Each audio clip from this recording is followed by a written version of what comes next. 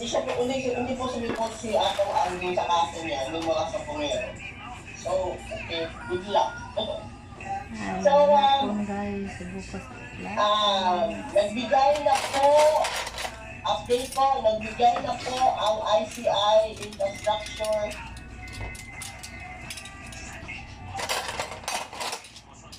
Nagbigay na po ang ICI sa DOJ ng kopya ng mga dokumento at records of investigation sa maanumalyang flood control project.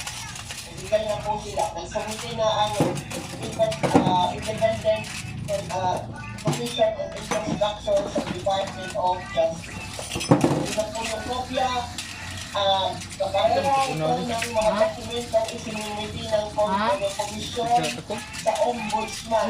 Same documents to March 30. So, nandun na po ang mga papel. If I'm allowed to speculate, ano na po, nawawala na po ang ICI kasi nagampana na po nila ang kanilang tungkulin bilang independent commission at yung kanilang mga resulta ng kanilang investigasyon at ito na, in-over na po nila sa mga anunsya ng gobyerno na pwede pong aksyonan agad ang kanilang mga rekomendasyon. So, meron na po, nauna na po sa Ombudsman at nauna na po sa Ombudsman at saka ngayon sumunod na po ngayon kanina sa DOJ.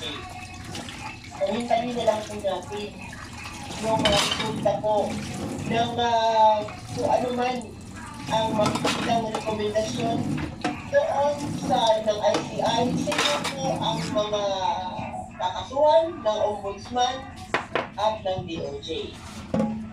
So, yan. Wag na po, yung mga atak na lagi na lang nag-comment or nagtatanong, ano bang gawa, ano na nangyayari sa ICI, ano ganyan. Ayan na po.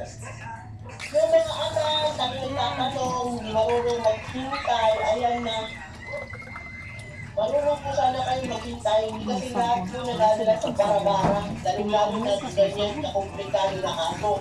Anomalia ng flood control. Alam mo na po natin kung sino-sino ang sampot dyan. At hindi na po basta-basta yung sampot dyan, may mga senator dyan, pumisista. Diba? Problema, ang gusto po siguro ninyo panagutin ay yung mga walang kinalaman dyan sa anomalia na yan. Kaya pinag-aaralan po yan, ganyan. Maghintay po tayo sa sasabihin po ng Ombudsman at ng DOJ kasi nasa kanila na po yung mga papel. So ngayon po ay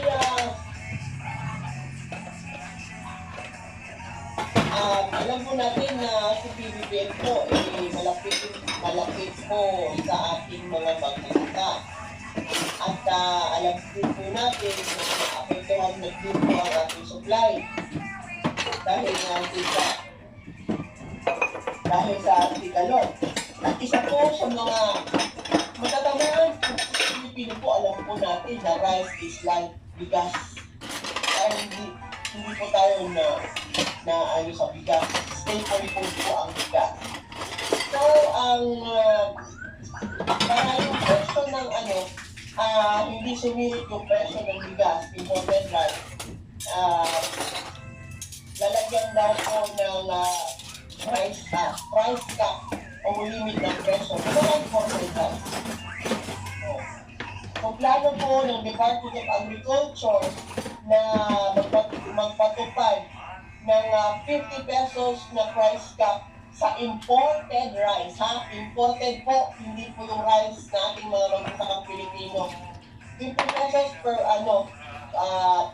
50 pesos per kilo sa ang cap. Tapos, monitor po ito sa apektado din po ang import natin dahil lang sigalo. Siyempre, ano gagamitin ng pang-import ng mga bigas galing sa mga ibang bansa. Mulaway ba? Di pisik lagi. Siyempre, yung kanilang mga barko, kailangan ng tulong. Lagi na hinay ko. Mga pisik. Pero, kung nakikita ko po, na sapat po ang ating local. Ang local po natin na supply ng bigas. Kaya nga po, si PBBM ay magbuti naman po na nakatusok. Tinutok po talaga ni PBBM, pagpasok pa lang po niya sa kanyang tungkulin bilang presidente ang Department of Agriculture. So mataas po ang supply ng ating bigas. Kasi po yung harvest po mabuti po yung harvest. At kahapon, sa isang araw, yata yun, kailan ba yun? Pumunta po si PBBM sa Camarines Sur at doon po ay tinignan ay inspection po doon sa solar powered na irrigation